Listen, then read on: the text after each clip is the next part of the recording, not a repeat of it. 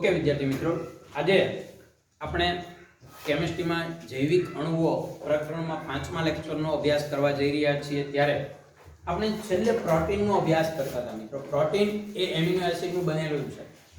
Amino એસિડના અણુઓ જોડાય અને પોલીપેપ્ટાઇડ અણુ બનાવે અને આ પોલીપેપ્ટાઇડનું અણુસૂત્ર અથવા તેનો આણ્વીય દળ જ્યારે 10,000 કરતાં વધે ત્યારે એને પ્રોટીન કહેવાય. પણ મિત્રો આ એક એપ્રોક્સ ધારેલી સંખ્યા છે. મેં તમને કીધું કે ઘણા એવાય પ્રોટીન છે કે જેનું આણ્વીય દળ 10,000 કરતાં ઓછું છે, છતાં એ પ્રોટીન કહેવાય છે. એને આપણે સરળ પ્રોટીન કહીએ છીએ.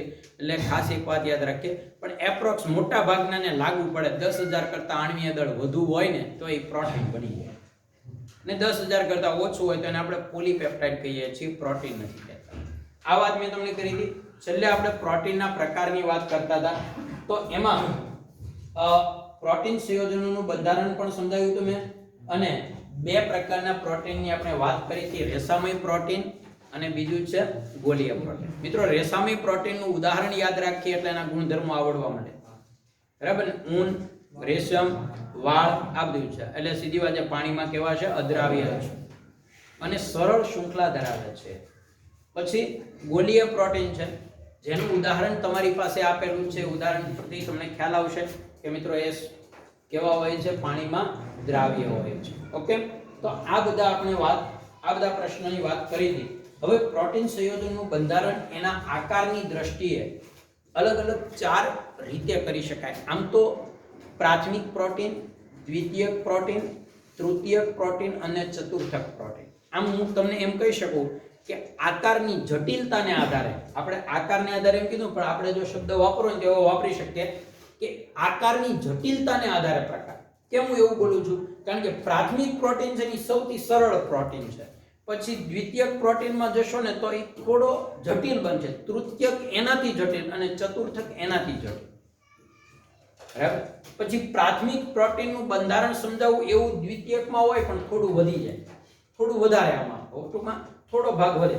દ્વિતીયક કરતા તૃતીયકમાં એનાથી થોડુંક આગળ અને તૃતીયકમાંથી ચતુર્થક એનાથી થોડું આગળ. એટલે આ જે 4 પ્રકાર છે એને જો આપણે સરખામણી કરીએ, પહેલા મિત્રો સૌથી પહેલા એના એ પહેલો પ્રકાર તમને સમજાવું તો એમાં તમે જુઓ પ્રોટીન સંયોજનોનું પ્રાથમિક બંધારણ. હવે પ્રોટીન સંયોજનોનું પ્રાથમિક બંધારણ કેવું હોય? બહુ સિમ્પલ છે, પણ એક વાત તમને ખ્યાલ છે કે પ્રોટીન જે પોલીપેપ્ટાઇડ શૃંખલા છે, એટલે અસંખ્ય એમિનો એસિડ જોડાવાથી બનતી શું છે? લાંબી શૃંખલા છે. અને આ શૃંખલા જ્યારે સીધી હોય, બરાબર, સીધી રીતે જોડાયેલી હોય, એટલે કે લાંબી શૃંખલા સ્વરૂપે હોય. આમ મારે આકાર લેવો હોય પ્રાથમિક પ્રોટીનનો તો હું આવો લઈ શકું. પ્રાથમિક પ્રોટીન તો હું આવી રીતે લઈ શકું મિત્રો. આ એમિનો એસિડ છે, આવા ઘણા બધા એમિનો એસિડ જોડાય અને રેખીય બંધારણ બનાવે તો એ પ્રાથમિક પ્રોટીનમાં આવશે. પણ પ્રાથમિક પ્રોટીનનું આ એક જે મેં ટપકું કર્યું છે, એક વર્તુળ દોર્યું છે, એ એક એમિનો એસિડનો ઉલ્લેખ કરે છે. પણ અહીંયા એમિનો એસિડના અણુઓ પરસ્પર હાઇડ્રોજન બંધથી જોડાયેલા છે, એટલે થોડી એમાં વમળ સ્વરૂપે ગોઠવાયેલું છે. કયા પ્રકારે ગોઠવાયેલું છે? વમળ સ્વરૂપે. હવે એનું વમળ સ્વરૂપ એટલે શું એની આપણે વાત કરીએ. અને એમાં પાછા 2 પ્રકાર પડે છે. એક સર્પિલાકાર, બરાબર, સર્પિલાકાર પ્રકાર પડે છે. એટલે ઈ સર્પિલાકાર પ્રકાર કયો છે એ તમને કહું. અને બીટા પ્લીટેડ ઈ કયા પ્રકારનું હોય છે એની આપણે વાત કરીએ. તો સૌથી પહેલા પ્રાથમિક પ્રોટીન જુઓ, એક અથવા એક કરતા વધુ પોલીપેપ્ટાઇડ શૃંખલાઓ હોય છે અને પ્રોટીનના દરેક ભાગે એક ખાસ તમને કહી દઉં કે આ બધામાં એક કોમન વસ્તુ છે. કઈ ખબર? એક અણુનો C ડબલ બોન્ડ ONH2. તમને ખબર છે પોલીપેપ્ટાઇડમાં કયા સમૂહનું સતત પુનરાવર્તન થાય છે મિત્રો? CONH. CONH એટલે શું? એમાઇડ. આ એમાઇડ સંયોજનોનું પુનરાવર્તન થાય. પણ એક અણુનો આ એમાઇડમાંથી કાર્બોનિલ સમૂહ બીજાના એમાઇડ સાથે મિત્રો હાઇડ્રોજન બંધ બનાવે છે. આ રીતે તમારે અસંખ્ય સુધી આમ લંબાઈ જશે. અહીંયા આ ઋણ છે, આ ધન છે, એટલે પરસ્પર હાઇડ્રોજન બંધ બનાય. કોની? તો કહેવાનું કે એક એમિનો એસિડનો, એક પોલીપેપ્ટાઇડનો કાર્બોનિલ સમૂહનો ઓક્સિજન અને બીજા એમિનો એસિડના એમાઇનનો હાઇડ્રોજન, આ હાઇડ્રોજન બંધથી જોડાય છે. અને એટલે જ પ્રોટીન છે એ લાંબી શૃંખલા ધરાવે છે અને પ્રમાણમાં એના ગલનબિંદુ કેવા હોય છે? થોડા ઊંચા હોય છે. એટલે હાઇડ્રોજન બંધ હોય છે કોની વચ્ચે હોય આપણે ખાસ ધ્યાનમાં રાખીએ. હવે અહીંયા આપણે જોઈએ કે પ્રાથમિક પ્રોટીન કોને કહેવાય? મેં તમને કીધું કે સાદા એમિનો એસિડ છે. આ પ્રાથમિક બંધારણમાં કોઈ પણ ફેરફાર એટલે કે એમિનો એસિડ સંયોજનોના ક્રમમાં જુદું પ્રોટીન બનાવે છે. એટલે હકીકતમાં તમે સમજ્યા છો એમિનો એસિડ ઘણા બધા પ્રકારના છે. આપણે આખો કોષ્ટક શીખ્યા, બરાબર? અને એક વાત તમને કરી દો, ધારી લો કે એક ગ્લાયસિન અને એલેનાઇન નો એક પ્રોટીન બન્યો, પ્રાથમિક પ્રોટીન, બરાબર? એમાં તમે એનો ક્રમ ગોઠવો, પછી બીજામાં તમે ક્રમ ઉલટો ગોઠવી નાખો તો એ એમિનો એસિડ બદલાઈ ગયો, તો એ પ્રોટીન બદલાઈ ગયો. એટલે ખાસ યાદ રાખજો કે પ્રાથમિક પ્રોટીનમાં પાછા વર્ગીકરણ થાય, પ્રકાર પડે. કઈ રીતે? તો કે કયા પ્રકારનો એમિનો એસિડ વાપરો છો અને એનો ક્રમ કયો છે. ક્રમ બદલાય તોય એમિનો પ્રોટીન બદલાઈ જાય, અને એમિનો એસિડ બદલાઈ જાય તો પણ બદલાઈ જાય, બરાબર? એક ધારી લો કે ગ્લાયસિન નો બનેલો પ્રાથમિક પ્રોટીન છે ને એક એલેનાઇન નો બનેલો છે, તો બેયના ગુણધર્મો અલગ હશે, બરાબર? એટલે એમાં પણ પાછો ફેરફાર થાય છે. ત્યાર પછી બીજો પ્રકાર છે મિત્રો પ્રોટીન સંયોજનોનું દ્વિતીયક બંધારણ. હવે દ્વિતીયક બંધારણ જે છે, અહીંયા પ્રોટીન સંયોજનોનું પ્રાથમિક બંધારણની મેં વાત કરી તમને. હવે દ્વિતીયક બંધારણમાં જોઈએ, એમાં બે પ્રકાર છે. એક આલ્ફા સર્પિલ આકાર અને એક છે બીટા પ્લિટેડ, બરાબર? આલ્ફા સર્પિલ આકાર એટલે શું? તો એમાં મિત્રો જે શૃંખલા છે એ આ રીતે હોય છે. સર્પિલ આકાર, આમ તો ડીએનએ નું બંધારણ તમે શીખ્યા છો એટલે તમને ખબર જ હશે.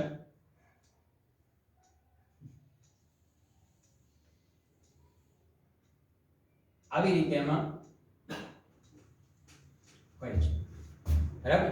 અને આમાં પરસ્પર અહીંયા ધારી લો કે એમિનો એસિડ નો કાર્બન અને ઓક્સિજન છે, તો અહીંયા જે નાઇટ્રોજન હશે, બરાબર, એનો હાઇડ્રોજન હશે, એ પરસ્પર હાઇડ્રોજન બનતી જોડાયેલા છે.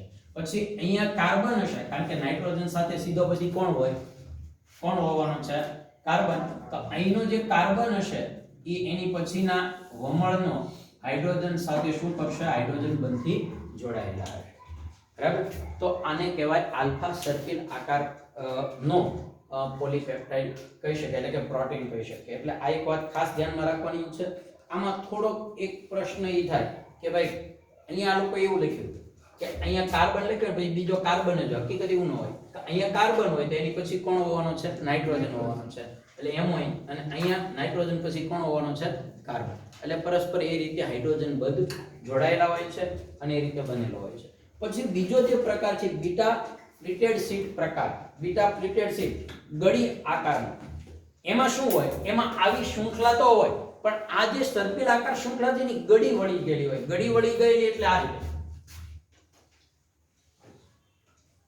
આવી રીતે હોય છે. તો ધાબળાને કેમ ભાઈ સવારે ઉઠીને આપણે ગળી વાળી મૂકીએ, એના જેમ હોય છે, બરાબર?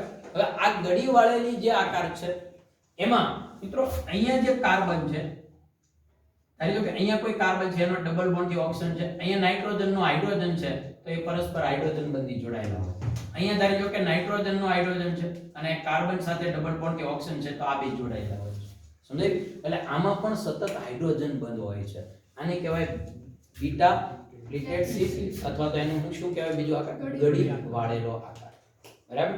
તો આમાં બે પ્રકાર છે, આ ખાસ સમજીએ. જો પ્રોટીનના દ્વિતીયક બંધારણનો સંબંધ એવા આકાર સાથે છે જેમાં લાંબી પ્રોટીન શૃંખલા તો છે જ, અસ્તિત્વ ધરાવતી હોય છે, અને જે બે જુદા જુદા આકાર ધરાવે છે. એટલે દ્વિતીયમાં બે પ્રકાર પડે, આલ્ફા સર્પિલ આકાર અને બીટા પ્લિટેડ શીટ આકાર. ઓકે, ગળી વાળેલો આકાર.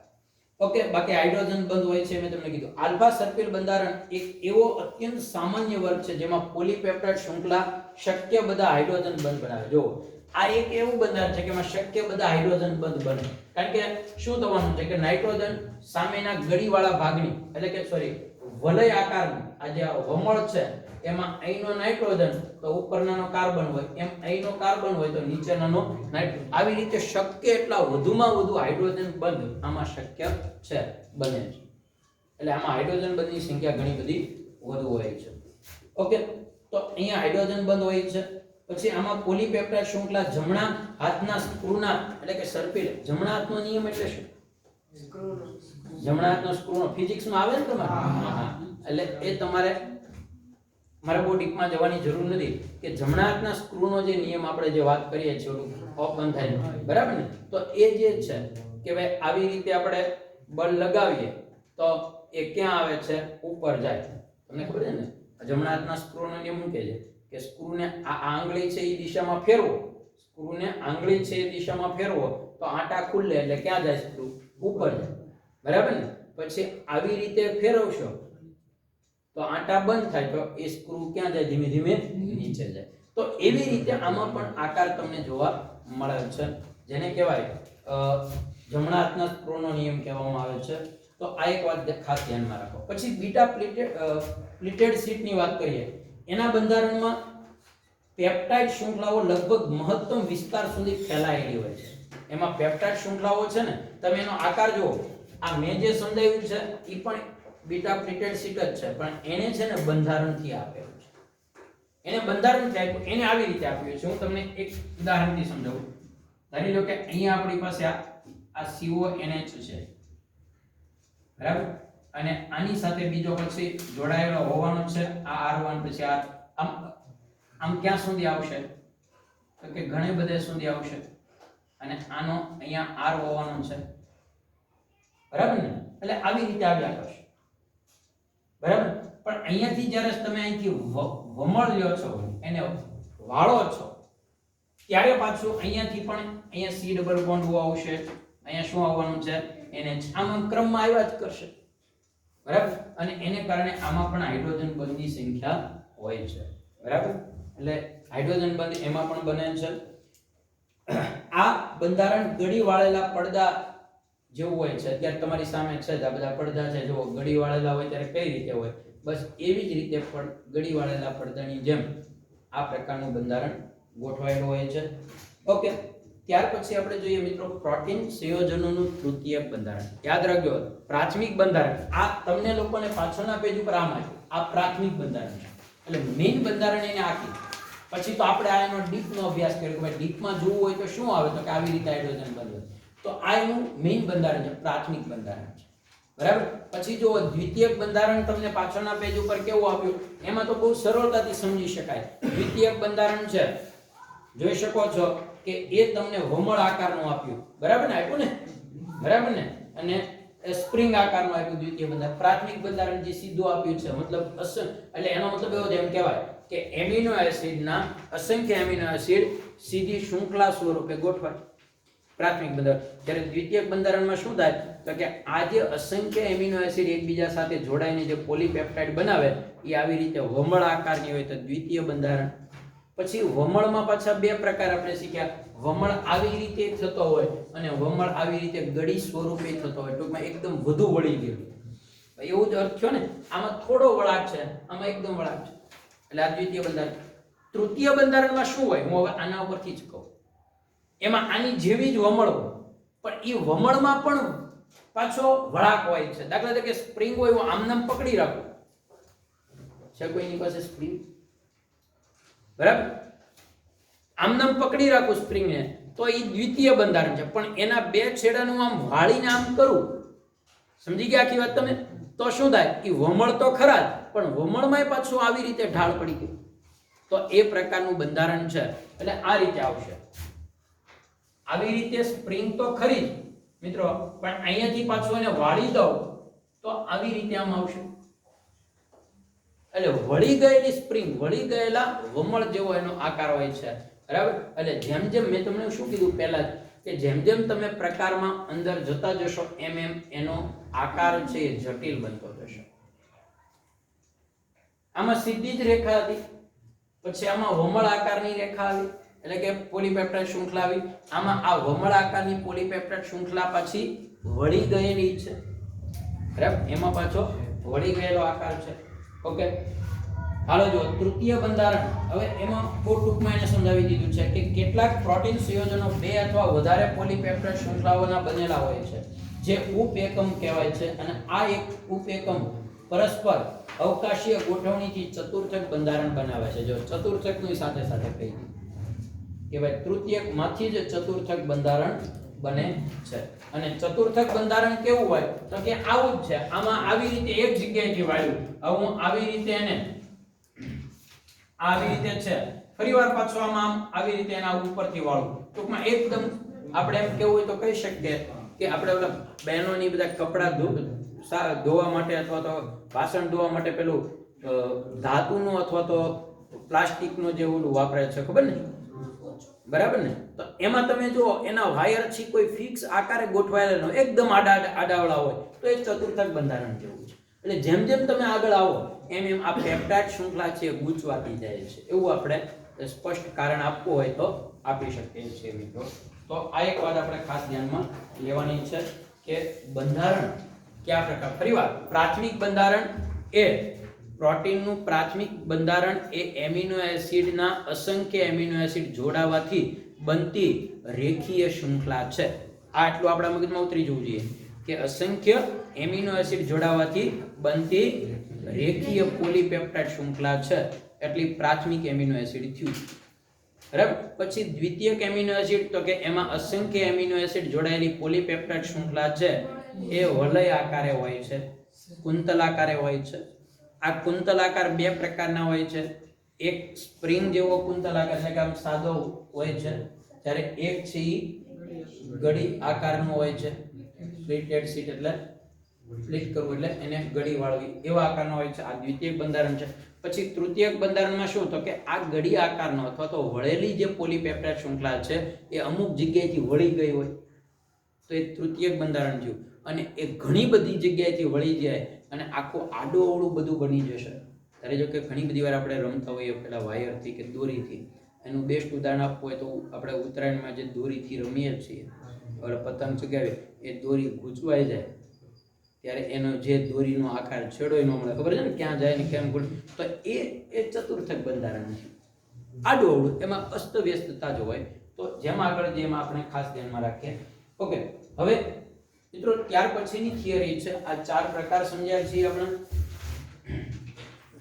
હવે પછીની થિયરી છે પ્રોટીનનું વિકૃતિકરણ. પ્રોટીન ક્યારે વિકૃત થાય તો તમને લોકોને ખબર જ છે, કારણ કે તમારા બાયોલોજીમાં ક્યાંક ને ક્યાંક આ શબ્દ આવી જ ગયા હોય અને એના ઉદાહરણ પણ તમને આવડતા હોય કે ભાઈ પ્રોટીનનું વિકૃતિકરણ એટલે કુદરતી રીતે જે પ્રોટીનનો સ્વરૂપ છે એમાં જ્યારે ફેરફાર થાય તો એને આપણે પ્રોટીનનું વિકૃતિકરણ કહીએ છીએ મિત્રો. તમને ખબર છે દૂધમાં પ્રોટીન હોય, પણ દૂધમાંથી જ્યારે દહીં બને ત્યારે એ પ્રોટીન છે વિકૃત થાય છે. બરાબર.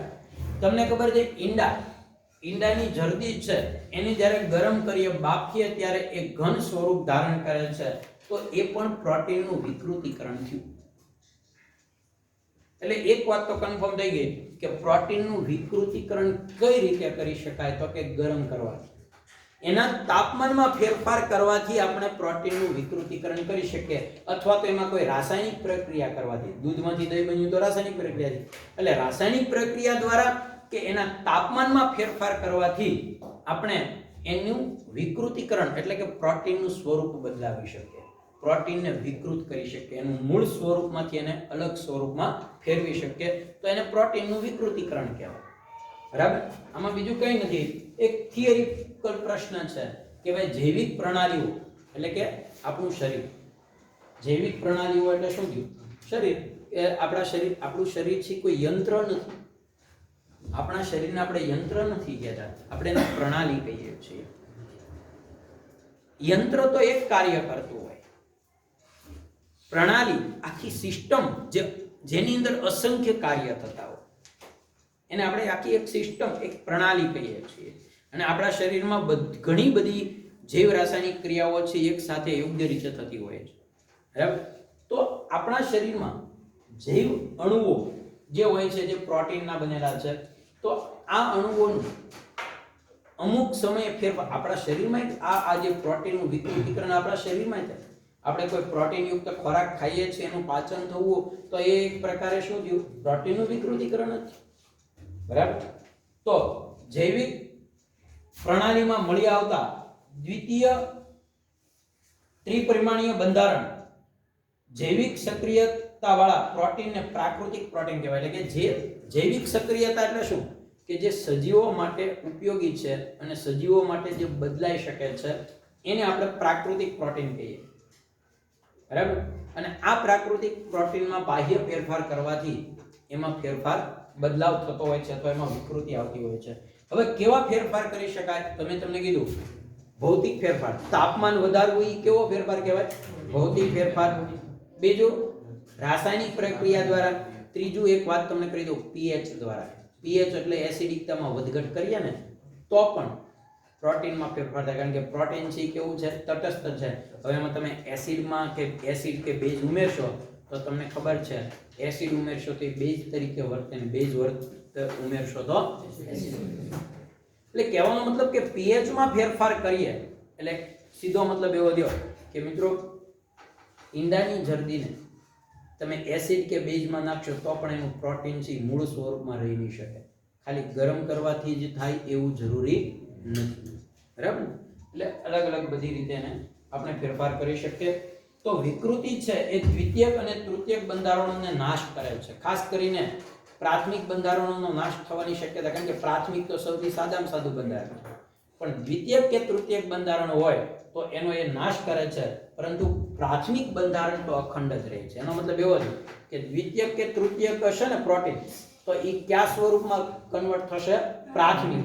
એટલે ટૂંકમાં કહીએ ને તો વિકૃતિકરણ, પ્રોટીનનું વિકૃતિકરણ થવું એ આપણા માટે ફાયદાકારક છે, કારણ કે પ્રાથમિક પ્રોટીન, સરળ પ્રોટીન જેટલો હશે એટલો આપણા શરીરને જૈવિક ક્રિયાઓ કરવામાં સરળતા પડશે. અને એટલે જ ઈંડા ખાતા હોય, બરાબર, આપણે તો નથી ખાતા, પણ ઈંડા ખાતા હોય એ વ્યક્તિ તમે જો બાફેલું કે એવું ઈંડું ખાય, શું કામ?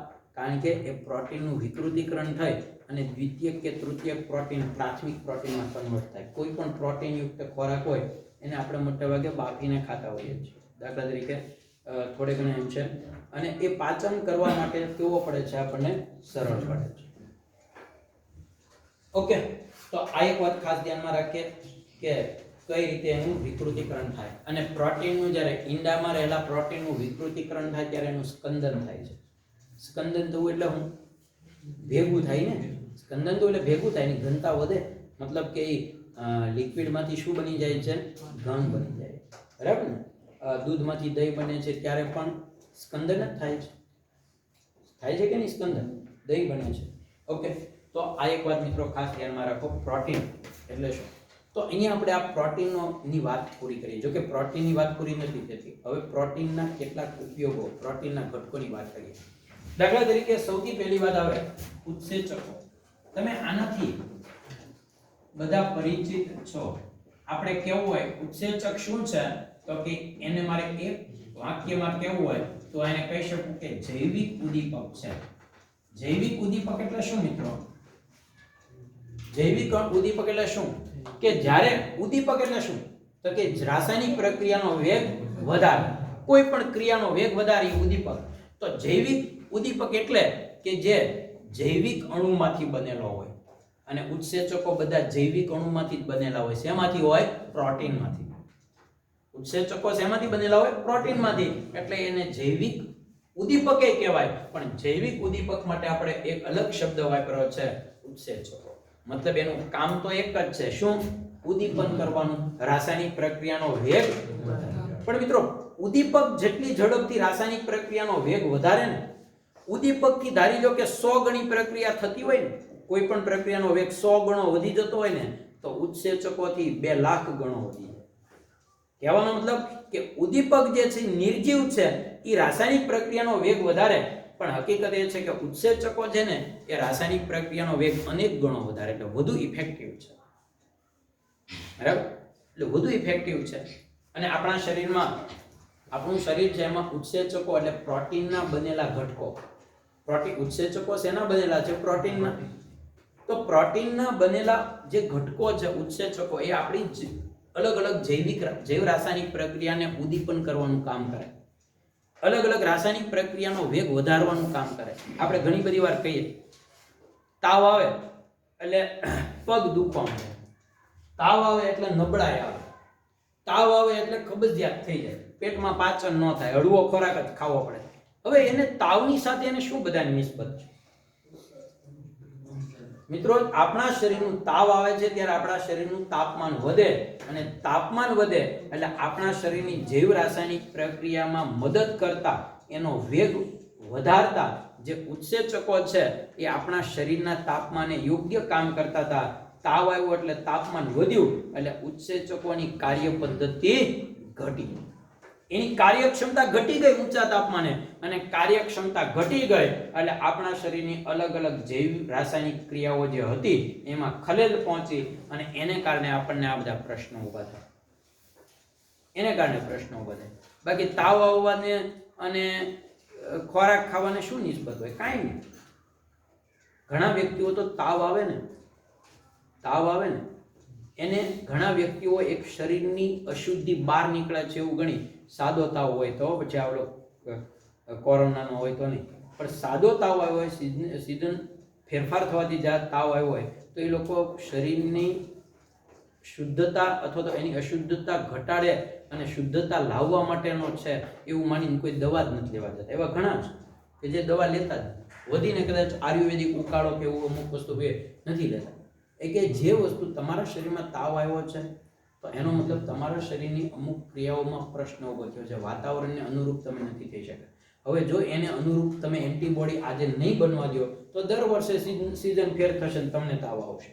દર વર્ષે આ પરિસ્થિતિ થશે ને તમને તાવ આવશે. એકવાર તમે રાહ જોઈને એનામાં એવી એન્ટીબોડી, એવી તમારામાં ક્ષમતા ઉત્પન્ન કરાવો શરીરમાં, તો પછી એની સામે લડવાની તમારામાં એક પ્રકારની શક્તિ આવી જાય.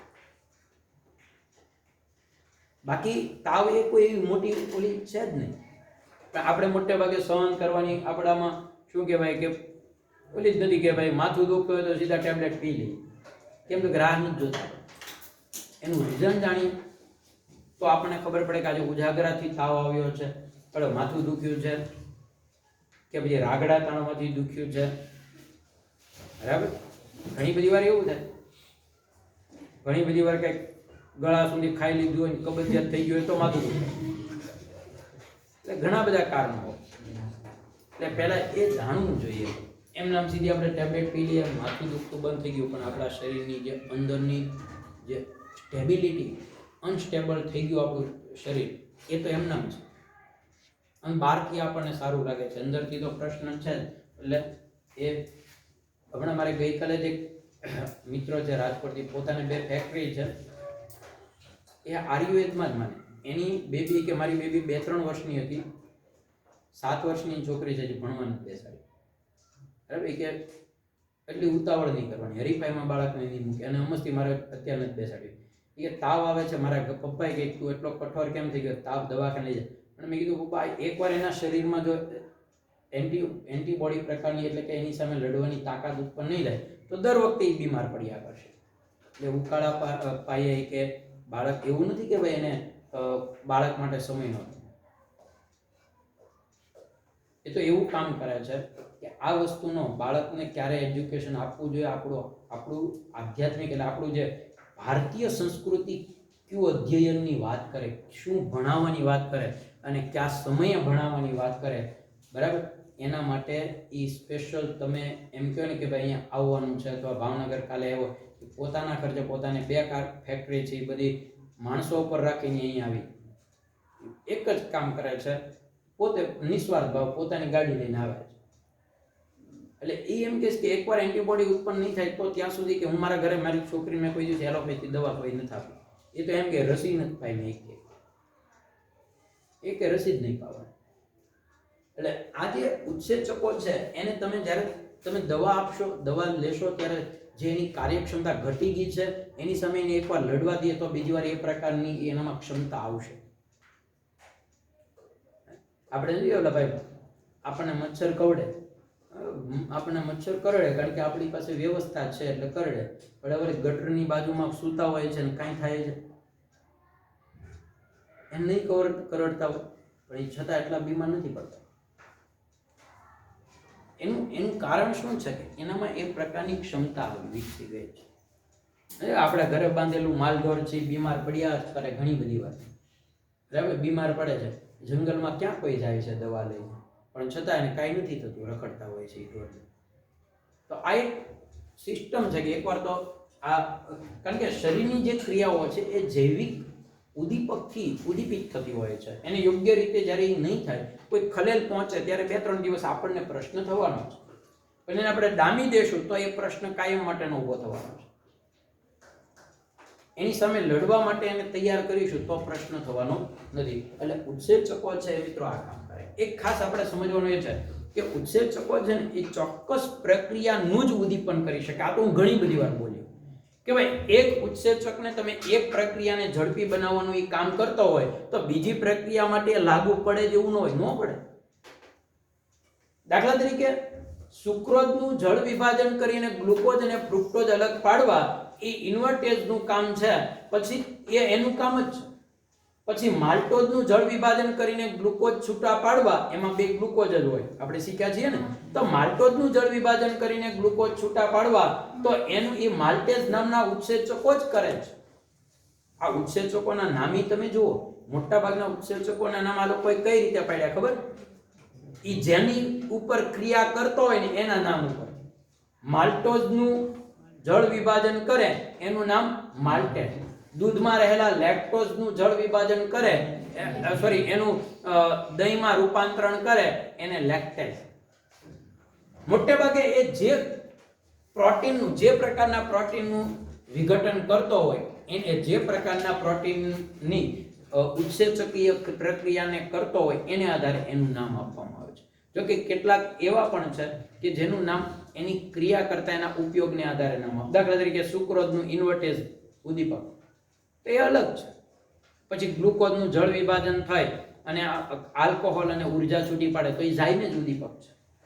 તો એવા કેટલાક અલગ પણ છે. પણ એક વાત કન્ફર્મ છે કે માલ્ટેઝ છે એ માલ્ટોઝનું જ જળ વિભાજન કરે, એ પછી સુક્રોઝનું જળ વિભાજન ના કરી શકે. એ ક્રિયાને એ ઝડપી બનાવી શકતો નથી. એટલે જેનું જે કામ હોય એ કામ જ એ કરતો હોય છે.